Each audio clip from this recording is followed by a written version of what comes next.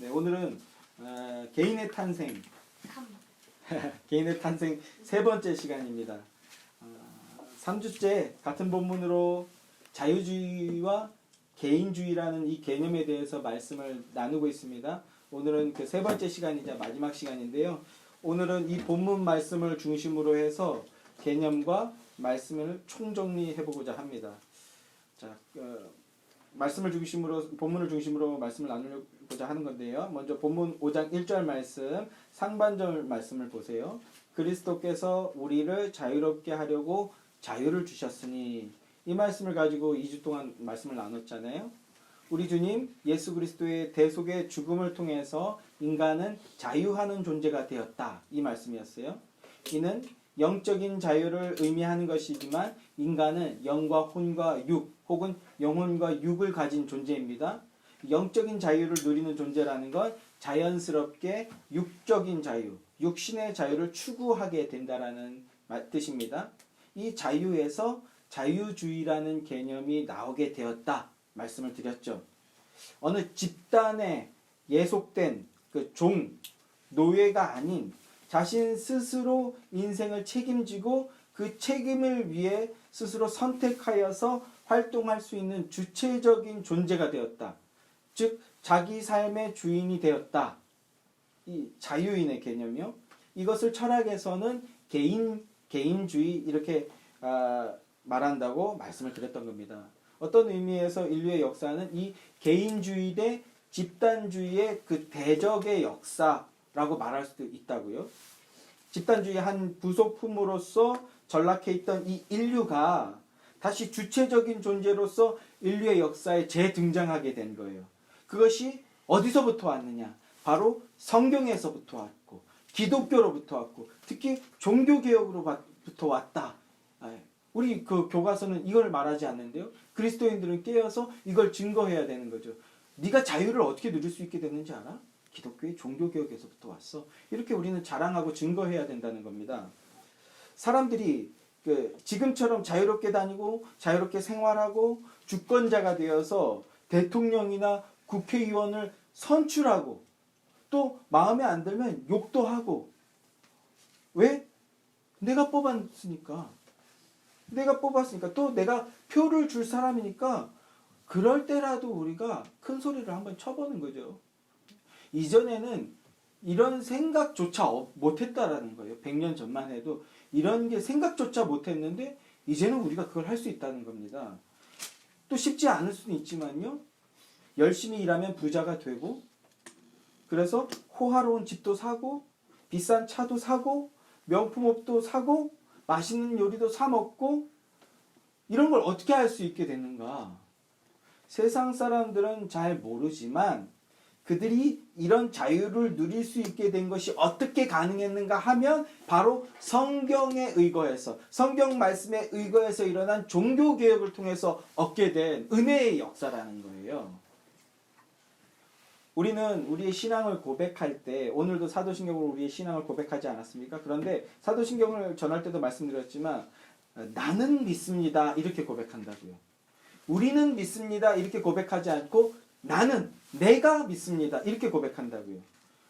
무슨 뜻입니까? 집단으로 하나님 앞에 나가는 게 아니에요. 무리로서 하나님께 나아가는 게 아니라 하나님 앞에 나아가는데 한 명 한 명 1대1의 관계 속에서 하나님께 나아간다는 겁니다. 1대1의 관계 속에서 우리 이렇게 주체적인 한 사람 한 사람이 모여서 하나님께 믿음으로 나아가서 하나님과 1대1의 교제를 하게 된다. 이게 개인주의의 개념이죠. 그런 믿음으로 하나님과 교제하는 사람 하나하나가 모여서 이룬 무리가 바로 교회입니다. 교회에 왔기 때문에, 교회에 속했기 때문에 하나님께 나아가게 되는 게 아니라는 겁니다. 하나님은 핏값으로 우리를 사셔서 우리를 자유롭게 만드셨습니다. 그렇다면 우리는 이 자유로 무엇을 해야 할까요? 하나님과 교제하고 하나님을 예배해야 되는 겁니다. 그게 복이고요. 그게 잘 되는 길이에요. 그게 영생을 누리는 길입니다. 이전에 신앙의 선조들은 마음껏 예배하고 자유롭게 성경을 보기 위해서, 이 자유를 얻기 위해서 목숨을 던졌어요. 실제로 목숨을 던졌다고요. 순교했다고요. 그리고 끝없이 투쟁했습니다. 청교도 혁명 때 영국에서는 2,000명의 목사가 제거당했어요. 그래서 해외로 도피하고 설교할까봐 고령의 목사를 감옥에서 꺼내주지 않는 거예요. 근데도 결연하게 그 신앙의 순수성을 지켰던 겁니다. 그 결과 우리가 자유를 누릴 수 있게 된 겁니다. 하나님께서 주신 은혜와 선조들의 숭고한 희생을 우리가 기억하면서 주어진 자유 속에서 마음껏 예배하는, 나아가 예배하는 삶을 사는 여러분들이 되시기를 주님의 이름으로 소망합니다. 자, 이어지는 말씀은요. 한번 본문을 다시 보시죠. 5장 1절 말씀. 이어지는 말씀. 그러므로 굳건하게 서서. 그러므로 굳건하게 서서라고 말씀합니다. 굳건하게 서서. 죄인 인간은 그 죄로 인해서 넘어져 있던 존재들이에요. 그러니까 자유인이 되었다는 건 이제 스스로 일어나야 된다. 이렇게 말씀을 드릴 수 있어요. 이게 굉장히 많은 의미를 함축하고 있지 않습니까? 이제 스스로 일어나야 된다. 이 말이요. 여러분 스스로 일어나셔야 되거든요. 자, IPTV에 제가 좋아하는 마블 영화 중에서 조금 덜 좋아하긴 하지만 그래도 좋아하는 그 캡틴 마블이 무료로 올라왔더라고요. 요것만 기다리고 있어요. 이게 IPTV 정책이 바뀌어갖고 그래서 마블 영화 뭐가 무료로 올라오나 맨날 이렇게 채널 달 바뀔 때마다 채널 보고 이게 이제 일상인데 이번에 캡틴 마블이 무료로 올라왔어요. 그래서 오랜만에 저희 아이들과 함께 즐겁게 시청을 했는데요. 전에 봤지만 또 봤어요. 이 캡틴 마블 같이 봤잖아요. 그죠? 예, 간단하게 설명하면 여자 슈퍼히어로예요. 이게 중요합니다. 여자 슈퍼히어로인데 이 마블의 세계관에서 가장 강력한 슈퍼히어로예요. 자, 어쨌든 이 영화 전반에 깔려있는 배경이 되는 사상이 몇 가지가 있는데 그 중에 하나가 뭐냐면 쉽게 이야기해서 여자가 무슨 요런 거 쉽게 얘기해서 페미니즘이죠. 여자가 무슨 그 영화 중에 이제 그런 장면들이 나오는데 그 여자 주인공이 야구를 해요. 그랬더니 여자가 무슨 야구를 하냐. 야구는 남자들이나 하는 거야. 그리고 툭 쳐서 잡아뜨리고 또 카레이싱을 합니다. 그랬더니 무슨 여자가 무슨 카레이싱이냐. 이런 건 남자들이 하는 거야. 하고 또 넘어뜨리는 거예요. 또 캡틴 마블이 군인이잖아요. 군인? 그건 남자들이나 하는 거야. 여자가 무슨 예, 이런 메시지를 계속 던지는 거예요. 여자가 무슨 그런 걸 하냐. 여기까지만 보면 왜? 여자는 왜 안 돼? 여자도 돼요. 훌륭한 메시지 아닙니까? 신체적인 한계나 외적인 상황 때문에 여자, 남자 이런 걸 나누는 건 이건 유교의 원리잖아요. 유교주의잖아요. 그런 게 어딨어. 실력으로 뛰어넘을 수 있어. 여기까지만 하면 아주 훌륭한 메시지 아닙니까? 왜 이런 말씀을 드리는가 하면 이 영화의 안에 논란이 되는 그 최신에 유행하는 어떤 사상이나 이념들이 많이 등장을 해요. PC주의라든지 이런 것들. 그러나 오늘은 그런 이야기를 하려고 하는 게 아닙니다. 그러니까 요 PC주의나 그 다음에 현대의 페미니즘 이런 것도 따로 말씀을 나누는 기회가 있을 겁니다. 자, 다시 돌아와서 이렇게 주인공이 금기시하는 것들, 편견들에 당당히 맞서고 도전하는 거예요. 그러나 그럴 때마다 버텨내지 못하고 자빠지는 거예요. 넘어지는 거예요. 쓰러지는 거예요. 포기하고 싶어 하는 거죠. 그런데 영화의 하이라이트에서 주인공이 드디어 각성을 하는 거예요. 그러면서 금기에 도전했다가 넘어져서 포기하려 했던 그 과거의 모든 순간들이 오버랩이 되면서 주인공이 현실에 맞닥뜨려진 어려움 앞에 굴복하지 않고 당당히 다시 일어나는 거예요. 일어나고 이런 장면들이 오버랩이 되면서 주인공이 탁 다시 일어나서 드디어 캡틴 마블이 되는 건데 그런데 제가 이런 말씀을 드리는 이유는 정작 제가 흥미를 느낀 부분은 다른 데 있기 때문이에요. 뭐냐 하면 이 영화를 처음 봤을 당시에 저의 그 여식인 그 주은이가 그때는 그 장면을 보면서 아무런 반응이 없었어요. 너무 어려서 그 장면이 말하고자 하는 메시지나 의미나 가치를 그때는 이해를 못했던 거죠. 그런데 이번에 그 장면을 보면서 아이들이 혼잣말로 야 멋있다 이렇게 얘기하더라고요.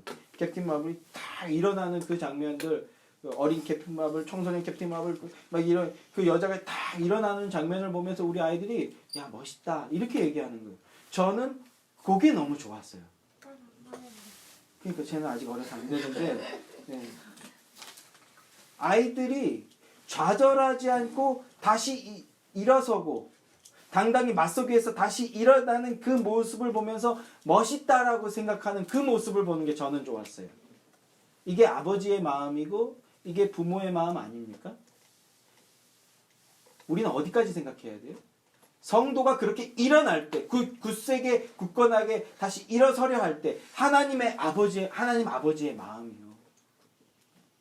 이 말을 하고 싶은 거죠. 성도가 일어설 때 하나님 아버지께서 우리를 어떻게 보실까? 인간은 죄로 인해 넘어져 있었어요. 노예의 삶을 살았던 겁니다.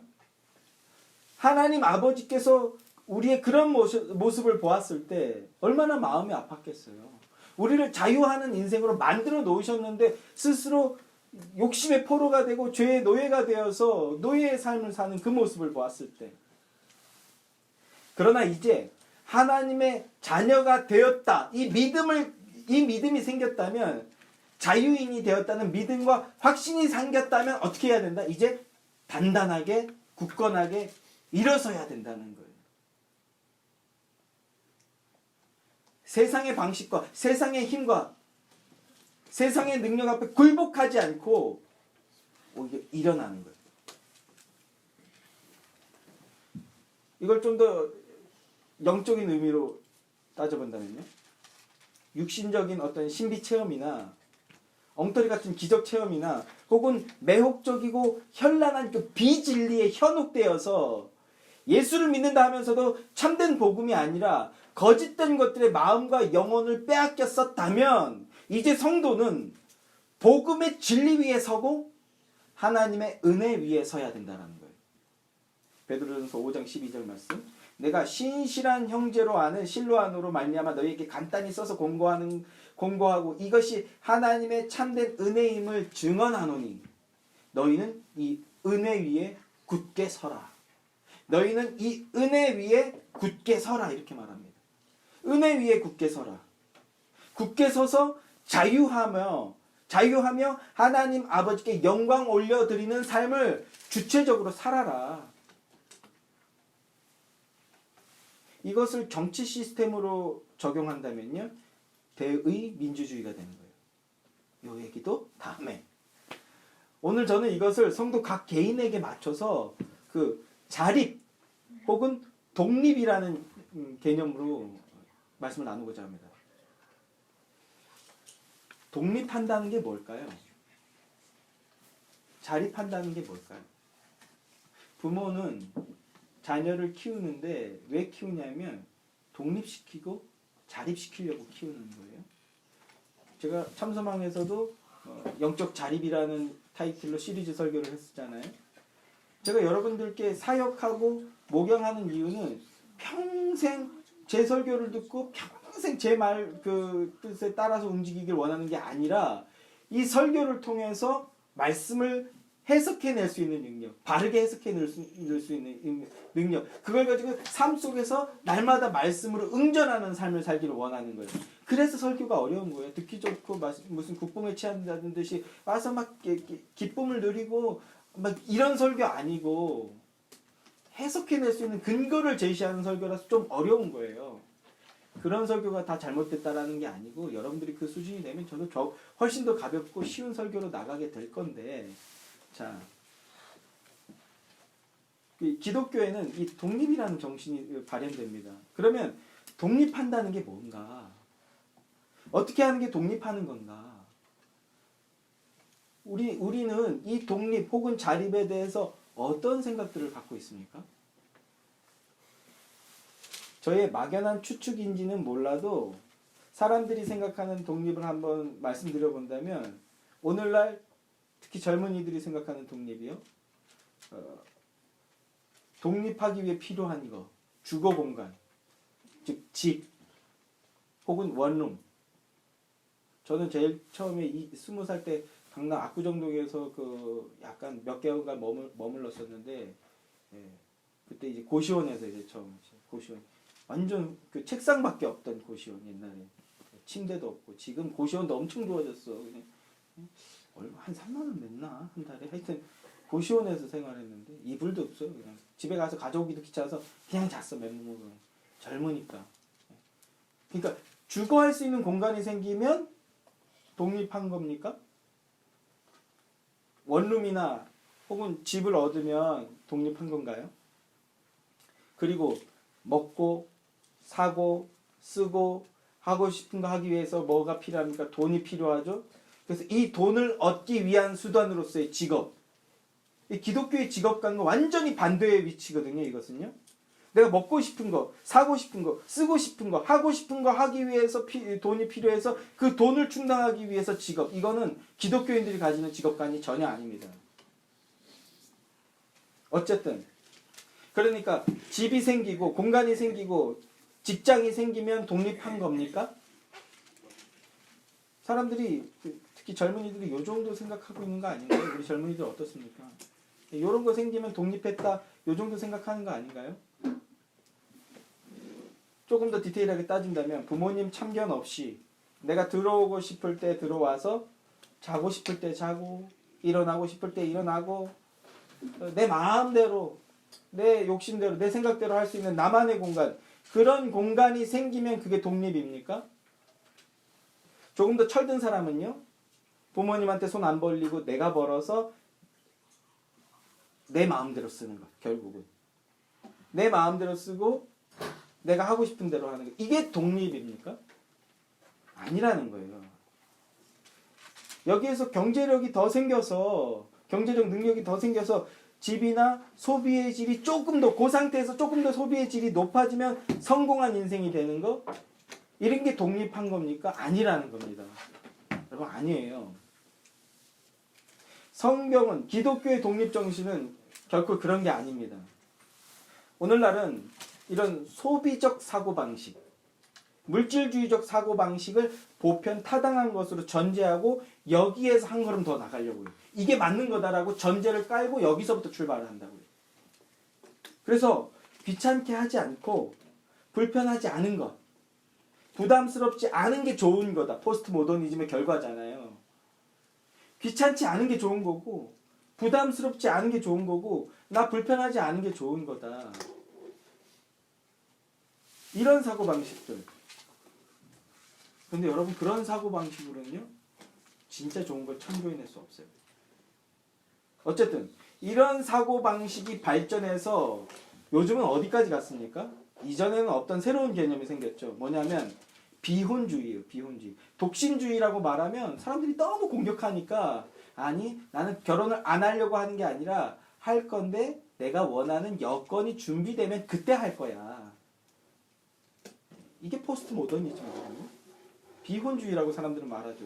이러면 좀 더 논리적으로 뭔가 타당해 보인다고 생각하나 봐요. 그리고 거기에 더해서 요즘은 뭐라고 하면 욜로라는 말까지 생겼죠. 욜로라는 말은 들어보셨죠?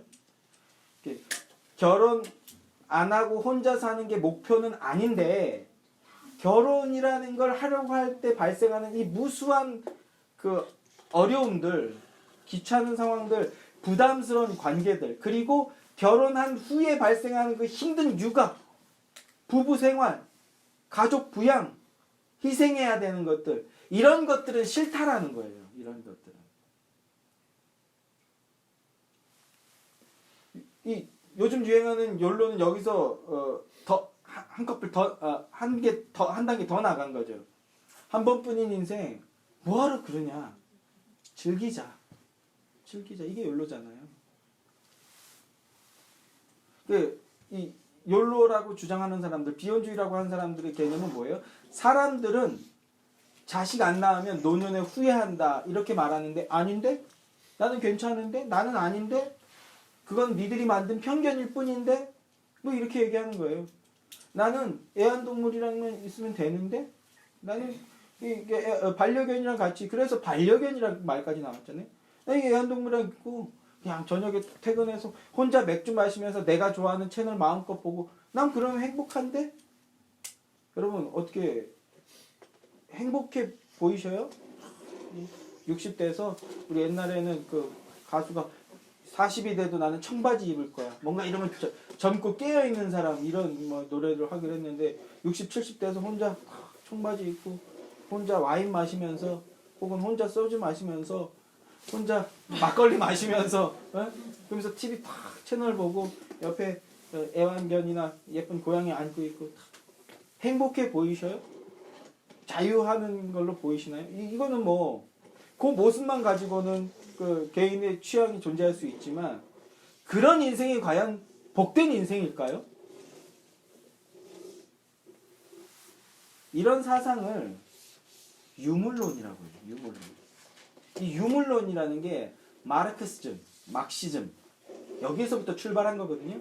마르크시즘이 뭡니까? 공산사회주의예요. 이 사회주의에서 나온 정신인데 이 막시즘은 인간을 뭘로 보냐면 유물론, 물질적인 존재로 본다는 거예요. 이 말이 뭡니까? 유물론, 물질적. 이 너무 어려운데 쉽게 얘기하면요. 인간은 필요한 물질이 공급이 되고 그 기본적인 욕구들이 충족이 되면 그걸로 충분하다. 그걸로 행복한 존재다. 이런 뜻이에요. 쉽게 얘기하면. 내가 먹고 싶을 때 먹을 수 있고 내가 원하는 물건들이 뭐 명품이면 명품 뭐 그런 것들이 충족이 되면 그걸로 행복한 존재. 인간을 그저 욕구적인 존재로만 보는 거예요. 맞습니까? 욕구만 채워지면 되나요? 아니에요, 여러분. 아닙니다.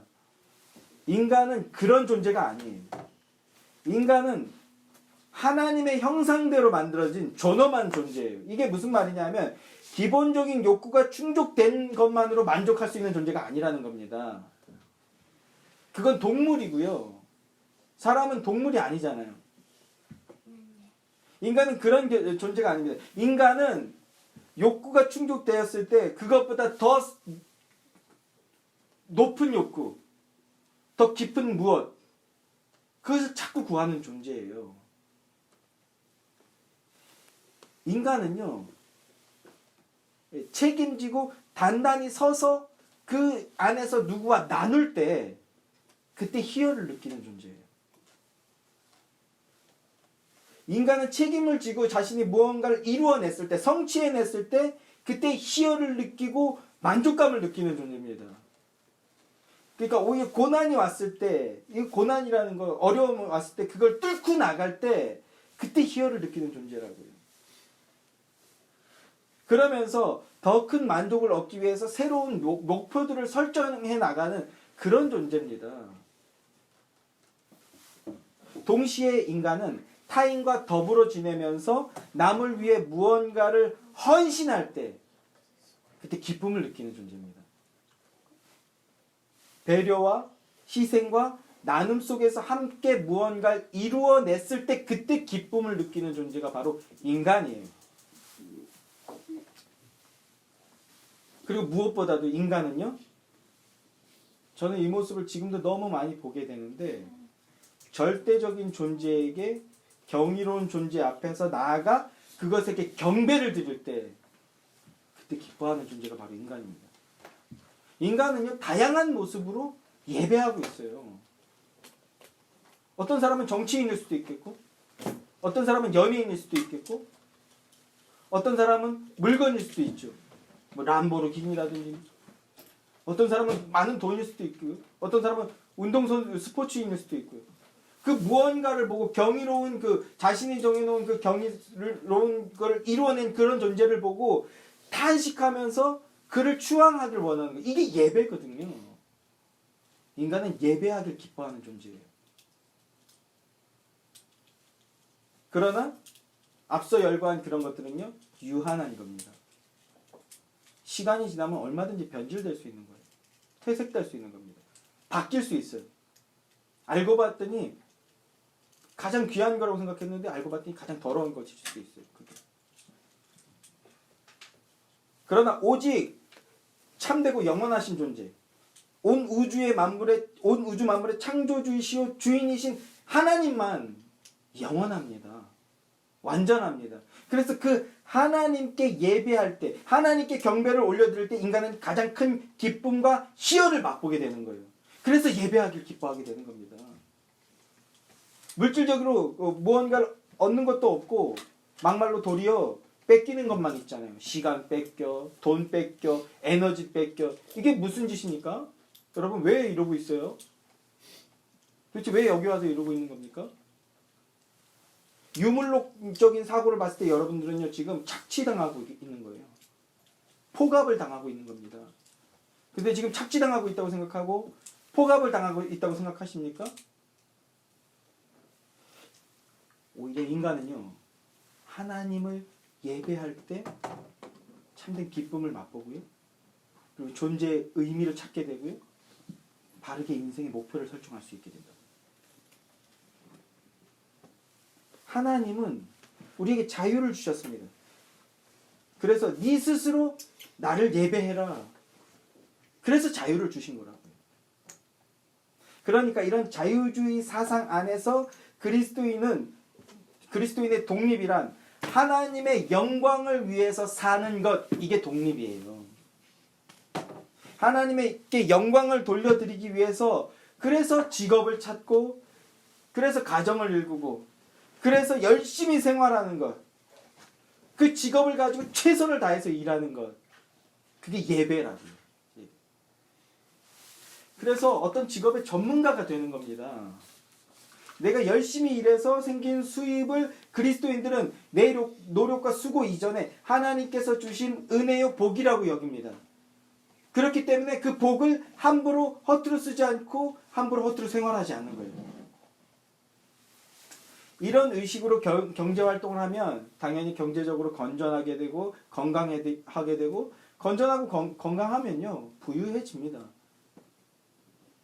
그리고 이 모든 과정을 통해서 하나님께 영광을 올려드리게 되는 겁니다. 이걸 그리스도인이라고 말하는 거예요. 이것이 독립의 시작입니다. 그래서 그리스도인들은 어려서부터 네가 이 다음에 무엇을 해서 먹고 살래? 이거를 고민하게 만드는 거예요. 네가 어떤 직업으로 하나님께 영광을 올려드릴래? 네가 그걸 똑바르게 하고 네가 그걸 열심히 하면 그게 하나님께 영광을 올려드리는 거야. 너 무엇으로 그걸 할래? 이렇게 가르치는 거예요. 이렇게 이야기하는 겁니다.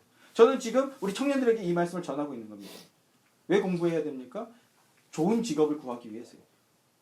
좋은 직업을 구해서요. 바르고 열심히 전문가가 돼서 그걸로 수연이 이제 의료인이 되는 거 아닙니까? 아픈 사람들을 고쳐주는 거예요. 그래서 다시 건강을 회복하고 그래서 기쁨을 되찾아주는 거예요. 이게 하나님께 영광 올려드리는 거라고요. 음악을 통해서 좋은 음악을 만들어서 사람들과 그 기쁨을 나누는 거예요. 이게 바로 기독교가 말하는 독립이고 이게 바로 기독교의 세계관입니다. 무엇을 하든 어떤 직업을 갖든 그것은 하나님의 영광을 위한 것이 되어야 한다. 어려서부터 이런 의식을 가진 사람들이 이런 의식을 가지고 자란 사람들이 과연 함부로 돈만 벌면 장땡이야 하면서 아무 일이나 막 하려고 할까요? 그렇지 않다는 거죠. 무슨 직업만 하나님께 영광이 아니라 이 의식 자체를 가지고 네가 마음껏 자유롭게 선택하라는 겁니다. 자유인이 되었다는 것, 개인주의는 나는 하나님의 영광을 위한 도구다라는 의식에서부터 삶을 출발하는 거예요. 한 지역에 정착하여서 기둥을 세우고 그 범위를 점점 넓혀 나가는 겁니다. 하나님은 그렇게 죄로 인하여서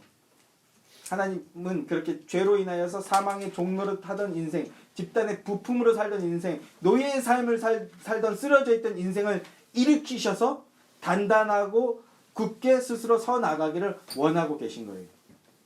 말씀 위에 굳게 서고 은혜 위에 굳게 서서 믿음으로 그 지경을 넓혀 나가는 주님의 신실한 종들이 되시는 그리스도인들이 되시는 여러분들이 되기를 주님의 이름으로 간절히 소망합니다. 마지막입니다. 본문 하반절을 보세요. 다시는 종의 멍에를 매지 말라. 다시는 종의 멍에를 매지 말라 이렇게 말합니다.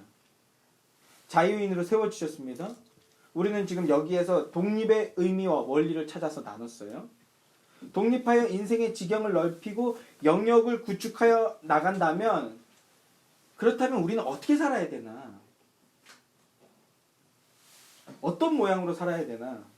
사도 바울은 종의 멍에를 매지 마라 이렇게 말합니다. 이게 무슨 말이냐 하면 갈라디아서의 문맥에서 이 종의 멍에를 매다. 이 멍에는 뭐냐면 율법을 의미해요. 율법. 율법이라는 게 뭡니까? 정해주는 거거든요. 하나님께서는 율법을 10계명, 10개로 주셨어요. 최소한의 기준을 정해주시고 그 안에서 자유하는 의지로 네가 해석해서 실행하라는 거였는데 죄악된 인간들은 이걸 어떻게 만들었습니까? 바리새인들은요. 612개로 세분화했어요. 그래서 몇 걸음을 가야 되고 주일날은 몇 걸음을 가야 되고 주일날은 노동을 하면 안 되는데 어떤 게 노동이냐 하면 몸에서부터 뭔가 발출돼서 에너지가 나오면 그게 노동한 거예요. 그래서 1m 밖으로 침을 뱉으면 그게 에너지가 필요하잖아. 그럼 네가 에너지를 쓴 거거든. 그럼 넌 죄인이야. 이런 식으로 얽어매는 거예요. 인간들은 자꾸 이렇게 얽어매는데 그게 율법이거든요. 하나님이 만드신 율법 말고요. 그런데 하나님은 최소한의 기준을 가지고 네가 자유하면서 그것을 마음껏 사용하라는 겁니다. 그러니까 이런 그 문맥에서 사도 바울이 말하는 종의 멍에를 매지 말라는 건요. 억지로 하지 말라는 거예요. 끌려다니듯이 하지 말라는 겁니다. 우리 2절부터 4절 말씀 함께 읽어볼까요? 5장 2절부터 4절 말씀입니다. 자, 다 함께 시작. 보라, 나 바울은 너희에게 말하노니 너희가 만일 할례를 받으면 그리스도께서 너희에게 아무 유익이 없으리라. 내가 할례를 받는 각 사람에게 다시 증언하노니 그는 율법 전체를 행할 의무를 가진 자라. 율법 안에서 의롭다함을 얻으려고 하는 너희는 그리스도에게서 끊어지고 은혜에서 떨어진 자로다. 율법을 행할 의무를 줬다는 겁니다. 율법을 행할 의무.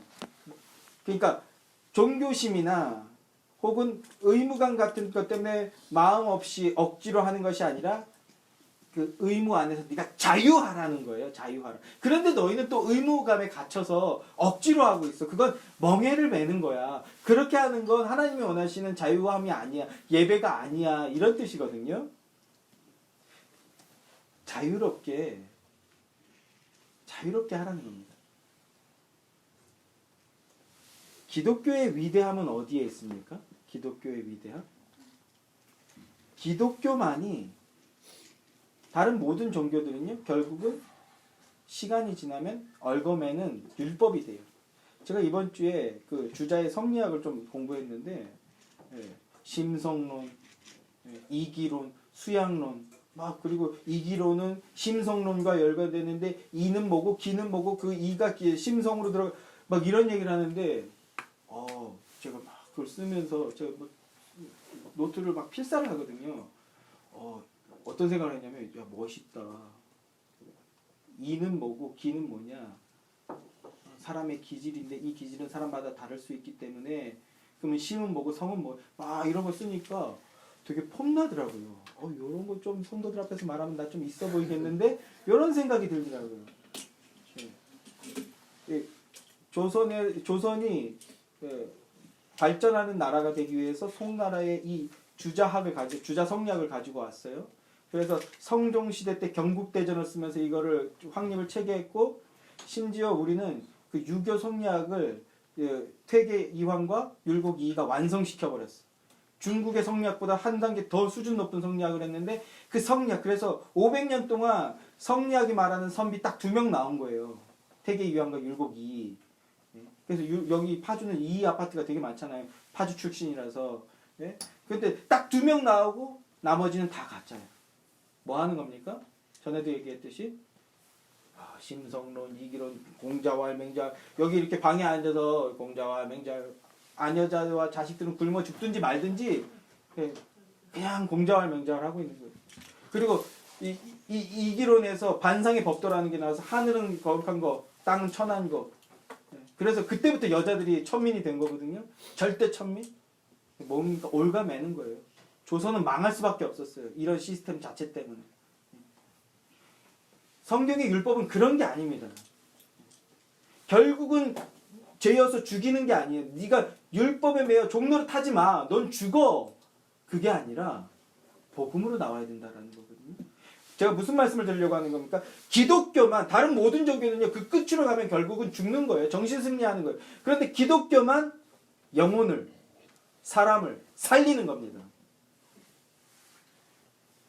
고상한 폼이나 잡고 매력적인 그 무엇으로 유혹시켜서 실행도 없고 실력도 없고 행함도 없는 그런 그 죽은 영혼, 그 매력이 아니라 투박해 보일지 몰라도 기독교는 죽은 영혼을 살리고 죽어가는 사람을 살리고 망한 나라를 회복시키는 능력이 있는 거예요. 복음이 들어가면 사람이 살고 나라가 사는 겁니다. 오직 기독교만이, 제가 일부러 이 말을 되게 강조하는데요, 오직 기독교만이 죄는 죽여버려요. 존 오웬이 그래서 내 안에 있는 죄 죽이기, 우리가 이걸 또 유교적으로 받아들여서 막 죄책감 느끼기, 그게 아니에요. 내 안에 죄를 죽이고 그 죄를 가지고 있던 죄인은 살린다고요. 여러분, 살아나셔야 되는 겁니다. 오직 기독교만이 죄는 죽이고 죄인은 살리는 거예요. 사람은 살리는 겁니다. 기독교는 어디까지 갑니까? 원수까지도 미워하지 말고, 미워하지 않고 사랑해버리는 거예요. 이게 예수님으로부터 나오는 살리는 힘입니다. 미워하라, 미워하라 이런 메시지 기독교에서는 절대 나올 수 없는 메시지입니다. 그리고 그건 사람을 살릴 수 없어요. 미워하지 말자. 내가 먼저 사랑해버리자. 내가 먼저 안아버리자. 내가 굳게 서서 지경을 세우고 그리고 이 안으로 끌어들이자. 이게 전도거든요. 100년 전 조선 땅에, 이게 나중에 역사를 좀 더 깊게 공부해 보면요, 이게 진짜 뜬금없는 사건이에요. 영국과 미국의 그 대부흥이, 미국 중심으로 해서 대부흥이 일어나서 선교의 붐이 일어나는데, 근데 그 선교의 붐이 일어날 때 선교 대상에 조선이라는 나라는 없었어요. 왜냐하면 조선이라는 나라를 전 세계 아무도 몰랐어. 그런 나라가 있어? 그런데 그 몇 년 뒤에 조선은 전 세계에서 가장 중요한 지정학적 위치를 차지하게 되죠. 어쨌든 조선이란 나라가 없어서 선교 대상이 아니었어요. 그런데 갑자기 사람이, 언더우드, 원래 인도로 가려고 했거든요. 그런데 갑자기 조선이라는 나라가 급부상하게 됩니다. 선교의 대상으로. 그래서 뜬금없이 대부흥의 은혜를 깊이 맛본 이 젊은이들이 조선으로 몰려 들어왔어요. 이거는 그 객관적인, 국뽕이 아니라 객관적인 사실인데 뭐냐면, 중국이나 일본이나 인도로 간 선교사들은 거기에, 그 지역에 가서 굉장히 분쟁과 분란을 일으켜요. 그런데 조선에서는 선교사들 때문에 분란이 일어났다는 것이 단 한 것도 없어요. 왜 그런가 봤더니 당시 미국에서 최상의 엘리트들만 몰려왔어요. 이거는 객관적인 사실이에요. 그 전 세계로 수만 명의 그 선교사들이 퍼져나갔는데, 조선에 온 언더우드, 아펜젤러, 사무엘 몇펫은 그 당시 선교에서 최상의 엘리트들만 왔어. 엘리트들이 와서 그 지역에 딱 알맞는 선교를 행한 거예요. 그 언더우드와 아펜젤러, 이 사람들이 와서 뭘 했습니까? 네, 맞아요. 복음을 전해야 되는데 이 유교주의와 미신과 이런 것들이 판을 치는 나라였어요. 국가 전체가 미신에 물들어 있었어. 여기서 바로 복음을 전했다가는 그 반항만 일어나겠다. 그래서 학교를 짓고 병원을 지은 거예요. 그래서 극진하게, 이 조선이 얼마나 척박하고 더러운 땅이었냐면 상하수도라는 개념 자체가 없었어. 1800년대 서양에 왔던 사람들 기록이 이제 굉장히 많이 보급됐는데, 그 한성, 숭례문 앞에 보면요, 똥천지예요. 사람 똥천지. 아무데나 똥 싸고. 왜? 상하수도가 없으니까. 대로도 없었지만 길거리에서 막 사람들이 똥 싸는 거예요. 이렇게 더러운 땅이었어요. 그래서 상하수도라는 개념도 없어서 유행병이 돌면 제일 먼저 아이들이 속수무책으로 죽어나가는 거예요. 치료할 의사도 없고, 조선의 1800년도에 조선에 들어서면요, 의원도 없고 학교라는 그 교육기관 자체가 완전히 없어요. 교육기관 자체가. 사람들이 뭐가 뭔지도 모르고 사는 거예요. 기본적인 의식도 배우지 못한 채. 속수무책으로 죽어나가는 거예요. 그래서 우리가 백일잔치도 하고 돌잔치도 하는 거 아닙니까? 너무 쉽게 죽어나가니까 애들이. 자, 이름은 정확히 기억이 나지 않지만 한 선교사는요 3년 동안 무려 6,000회나 진료와 치료를 했대요. 한 사람이 6,000회 3년 동안. 이게 얼마나 1년에 한 2,000회 정도 진료하고 치료해 본다고 하루에 몇 건씩 해야 돼? 몇 건씩 해야 될까? 한번 따져보세요. 안 따져지죠, 잘. 하여튼 엄청 많이 한 거야. 이 사람이 속된 말로 번아웃 되기 일보 직전이에요. 근데 본국으로 돌아가지 않고 본국에다 이게 빨리 의료 선교사를 보내달라. 이 조선에 빨리 의료 선교사를 보내달라. 특히 유교 사회라서 유교주의가 남아 있어서 여자들이 이 진맥을 짚어야 되는데 맥을 짚어야 되는데 여자들이 가뜩이나 모든 일은 여자들이 하고 모든 고생들 40대가 되면 당시 30대만 돼도 너무 고생을 해서 여자들이 60대처럼 보인다. 이런 기록들도 남아있거든요. 여자들이 빨리 치료를 받아야 되는데 유교주의 때문에 치료를 못 받는 거예요. 그래서 빨리 여성 의료원을 보내줘야 된다. 그래서 보내가지고 치료하기 시작하는 거예요. 깊은 은혜에 사로잡힌 이들이 조선 땅으로 와서 환자가 있다고 하면 열 길을 마다하지 않고 찾아가서 지극한 정성으로 며칠 동안 치료하고 돌봐주는 거예요. 그런 것들이 자료로 많이 남아있는데 우리가 너무 무지합니다. 그래서 선교 자료에 보면 당시 조선 사람들은요, 이 서양 선교사들을 양귀신이다 이렇게 불렀거든요. 근데 양귀신이라는 사람들이 와서 몇 날 며칠을 자기를 치료해 주는 거예요. 내가 뭔데? 내가 뭐라고? 내가 뭐라고 이 사람들이 나를 이렇게 극진해? 저 사람들이 도대체 왜 저러나? 내가 뭐라고 저렇게 나를 극진히 보살펴주나? 개, 돼지 칩도 못 봤던 이 사람들이 막 정성껏 치료해주고 더러운 몸을 다 닦아내주고 하니까 내가 뭔데 저렇게 하고 왜 저렇게 저 사람들이 저렇게 하나? 왜긴 예수 그리스도의 사랑 때문이지. 그 초대교회 그 선교 기록을 보면요, 이러한 의로 선교 때문에 많은 사람들이 감동했다라는 기록들이 굉장히 많이 나와요.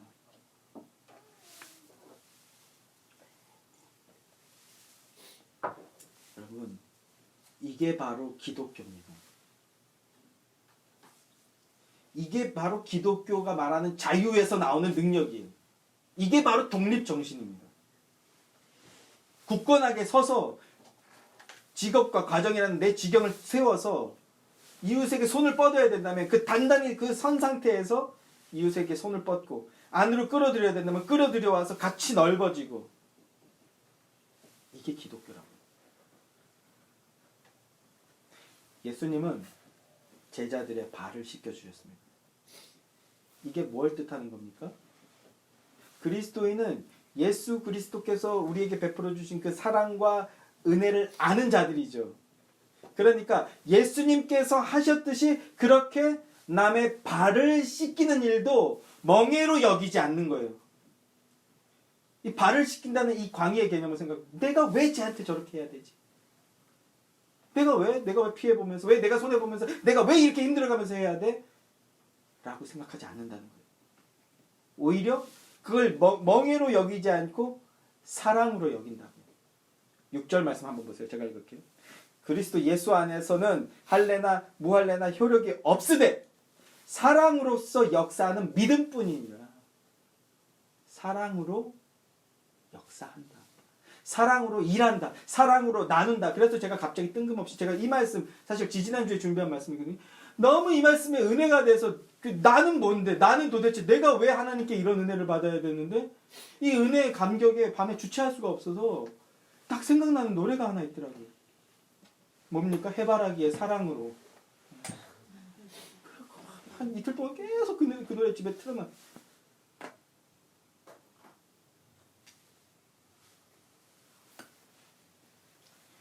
주신 사랑으로 은혜에 감격해서 그 사랑으로 나누며 사는 거예요. 남의 발 씻기는 그 더러운 일을 멍해로 여기지 않고 그래 내가 사랑을 행할 수 있는 일이야 라고 여기며 기쁨으로 나간다고. 100년 전에 선조들이 그렇게 와서 믿음의 선조들이 와서 우리 조선을 살려줬고 이제 우리 차례라는 거예요. 하나님께서 우리에게 자유를 주실 때 어떤 자유를 주셨습니까? 어디까지의 자유를 주셨냐 하면 자유롭게 배신 때릴 수 있는 자유까지 주셨어요. 세상 사람은 줄 수 없는 자유죠. 저게 나 배신하지 않을까? 내가 수루한테 투자한 게 얼마인데 저게 근데 가끔 이런 농담처럼 혼자 생각해. 저걸 그냥 열심히 안 하면. 근데 여기서 나한테 잘하면이 아니라 알죠? 열심히 안 사는 것 같으면 저걸 농담반 등담반 아닙니다.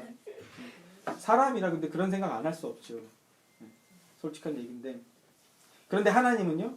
자유롭게 배신할 수 있는 자유까지 주셨어요. 그리고 이게 진짜 자유죠. 이래야. 그리고 그 자유를 얻은 인간들은 어떻게 했습니까? 자유의지 속에서 배신 때렸어요. 하나님 그럴 줄 알고 계셨고요. 그럼에도 불구하고 하나님 우리에게 다시 찾아와 주신 거예요. 다시 찾아와셔서 우리를 용서해 주시고 우리를 면천시켜 주셨어요. 자유를 주셨습니다. 왜 그랬을까요? 우리를 사랑하기 때문에. 이만한 사랑의 증거가 어디 있습니까? 이만한 사랑의 증거가 어디 있어요? 쓸데없는 얘기일 수 있는데 제가 하나만 제 속을 되게 썩이던 동생이 하나 있는데 그래서 저도 한번 연락을 안 했는데 근데 문득문득 걔 생각이 나는 거예요. 근데 한날은 팍 버스 만약에 제가 불의의 사고가 난다면 나는 걔를 찾아갈까 안 찾아갈까? 아니 찾아가야지. 그렇다면 나는 걔를 사랑하는 건데 그러면 지금은 왜 연락 못할 이유가 뭐가 있지? 연락하는 거예요. 잘 지냈니? 인간이 내놓을 수 있는 요 정도인데 이런 게 어디서부터 온다고요? 사랑에서. 예수님의 사랑에서부터 왔다.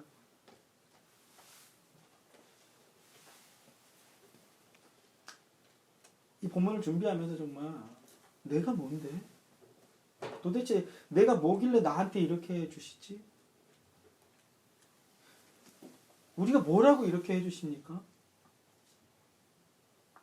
그거를 부모가 되면 그때 한번 맛을 보죠.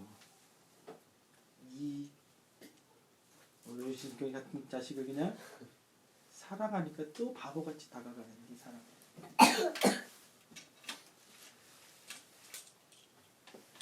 우리를 너무 사랑해 주셔서 용서해 주시고 구원해 주시고 영생을 주셨습니다. 그렇다면 우리는 그 사랑 안에서 하나님을 더 사랑하고 그리고 이웃과 함께 사랑하며 살아야 되는 겁니다. 이거 하라고 자유 주신 거예요. 나만 잘 먹고 잘 사는 게 아니라 다 같이 잘 먹고 잘 살라.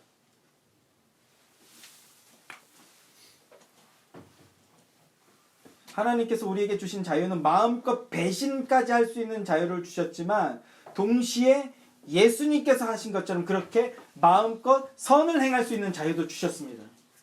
억지로가 아닌 예수님 은혜 안에서 사랑으로서 역사하는 믿음을 가지고 있기에 남의 발을 씻기는 것도 기쁨으로 여기면서 하게 되는 겁니다. 여러분에게 그 자유를 의무로서 주셨어요. 그리스도인에게는 이것은 의무입니다. 사랑하는 성도 여러분, 하나님께서 우리에게 자유를 주셨습니다. 그 자유의 의미가 뭔지 이제 아시겠죠? 그 자유 안에서 사랑합시다. 예수님처럼 나라를 사랑합시다. 주님께서 주신 가정을 더 사랑합시다.